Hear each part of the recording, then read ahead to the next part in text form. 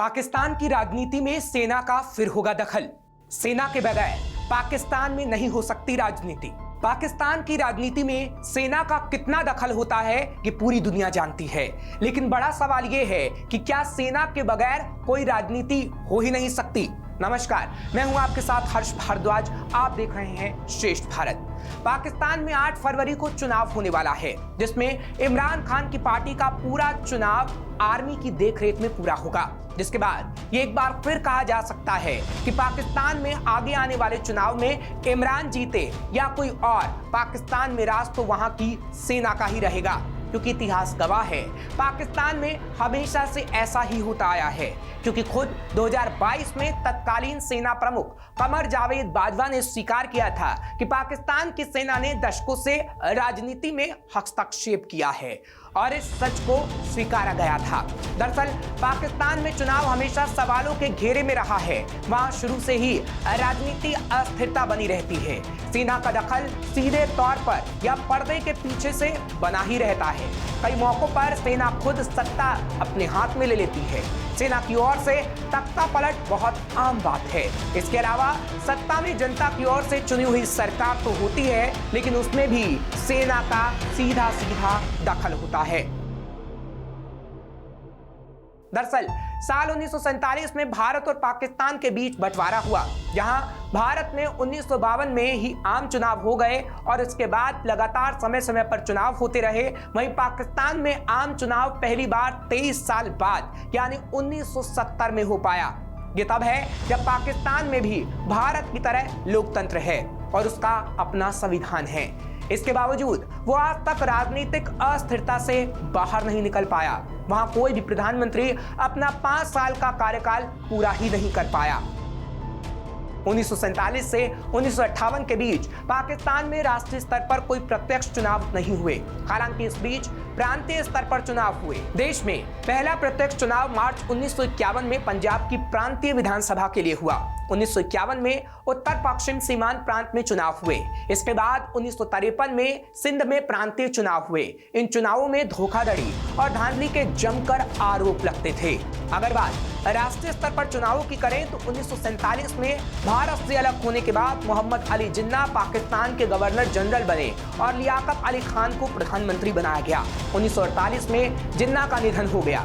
1951 में लियाकत अली खान की हत्या कर दी गई। इसके बाद ख्वाजा नजीमुद्दीन पाकिस्तान के प्रधानमंत्री बने।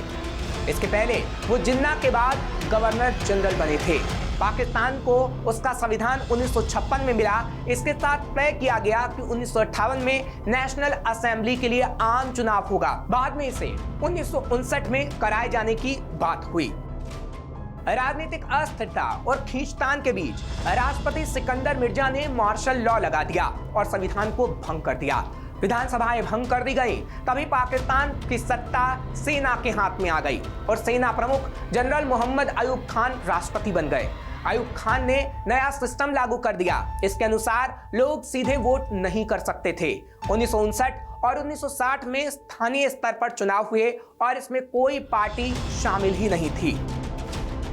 इस व्यवस्था के तहत देश को पूर्वी और पश्चिमी विंग में बांट दिया गया। छोटी छोटी 40,000 निर्वाचन क्षेत्र बनाए गए। हर निर्वाचन क्षेत्र में लगभग 600 वोटर थे। इन्होंने कुल 80,000 मेंबर चुने। इन्हीं 80,000 मेंबर को ही राष्ट्रपति, नेशनल असेंबली के लिए सदस्य और प्रांतीय विधानसभाओं के लिए सदस्य चुनने थे। 1962 में नया संविधान लागू किया गया। देश में राष्ट्रपति व्यवस्था लागू थी। अप्रत्यक्ष तरीके से ही राष्ट्रपति का चुनाव होता था। 1965 में राष्ट्रपति चुनाव में अयूब खान की जीत हुई। उनके सामने जिन्ना की बहन फातिमा जिन्ना थीं। अयूब खान को लगभग 50,000 इलेक्टोरल वोट मिले। हालांकि बाद में अयूब खान के खिलाफ देश में माहौल बनने लगा और 1965 में भारत के खिलाफ युद्ध में ही उन्हें मुंह की खानी पड़ी थी। उनके खिलाफ प्रदर्शन होने लगे थे। पूर्वी पाकिस्तान में विरोध प्रदर्शन के बाद उन्होंने मार्च 1969 में इस्तीफा दे दिया और सेना प्रमुख जनरल याह्या खान को सत्ता सौंप दी गई।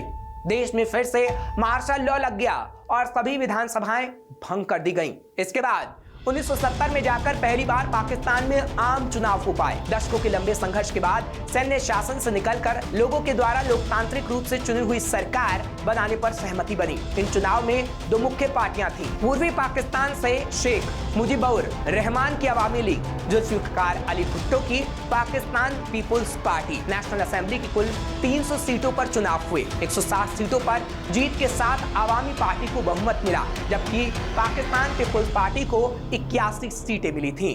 खास बात यह थी कि आवामी पार्टी को सभी सीटें पूर्वी पाकिस्तान में मिली, जबकि पाकिस्तान पीपुल्स पार्टी को सभी सीटें पश्चिमी पाकिस्तान में मिली।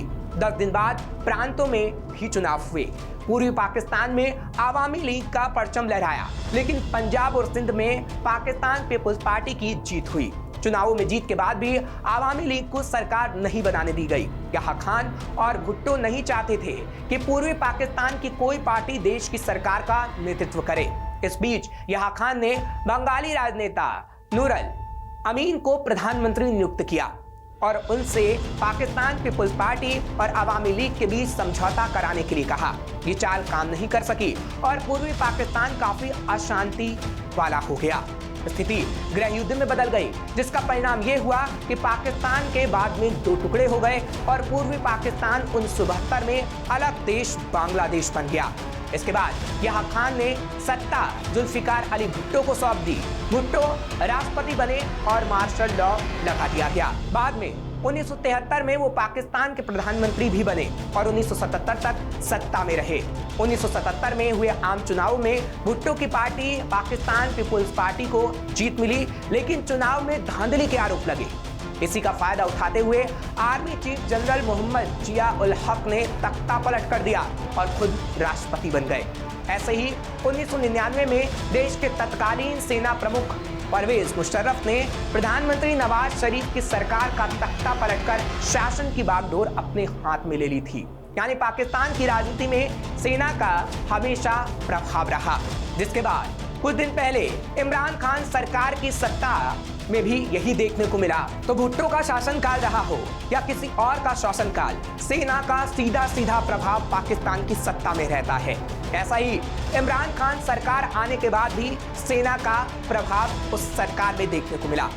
यानी इस इतिहास को देखकर ये कहा जा सकता है कि अब जब एक बार फिर पाकिस्तान में चुनाव हो रहे हैं तो आगे भी सेना ही पर्दे के पीछे से सत्ता संभालेगी, क्योंकि पाकिस्तान में लोकतंत्र का होना सिर्फ और सिर्फ दिखावा है, क्योंकि हकीकत तो कुछ और ही है जो हम आपको बता चुके हैं।